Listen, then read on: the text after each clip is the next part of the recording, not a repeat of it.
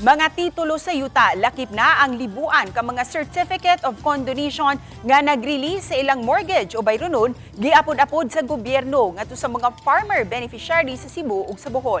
Ano ang report ni Nico Sereno? Malipayong nagtapok sa Mandawi Sports Complex kini mga agrarian reform beneficiaries. Kay human sa dugaing pagpinaabot, nadawat na nila ang papeles sa ilang mga yuta. Gipangunayan ni Department of Agrarian Reform Secretary Conrado Estrella III ang pag-apod-apod sa CLOA o Certificate of Land Ownership Award ug electronic title. Sa Cebu, 570 ka mga titulo ang gihatag. Samtang 239 sa Bohol, sa moabot 840 ka mga ektarya nga gidak-on sa yuta tanan. Samtang lakip sa gihatag, ang kapin sa 6,000 ka mga certificates of condonation with release of mortgages sa tibuok Central Visayas. Kini ang dokumento pamatuod nga tubagon sa gobyerno ang utang sa mga mag-uuma sa yuta nga ilang gitikad. Lipay kayo kung ano yan magkabayad.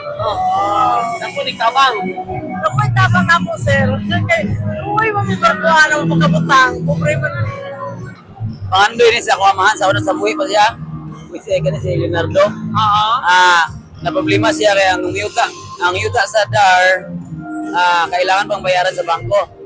Pero pag abutan ng donation, atuman ra gid ang yang pangandoy. Bisan mamanwala na siya, at least nga namong mga anak mapahimos lang yun namon. Sabi nila noon, imposible. Sabi ko, hindi, walang imposible.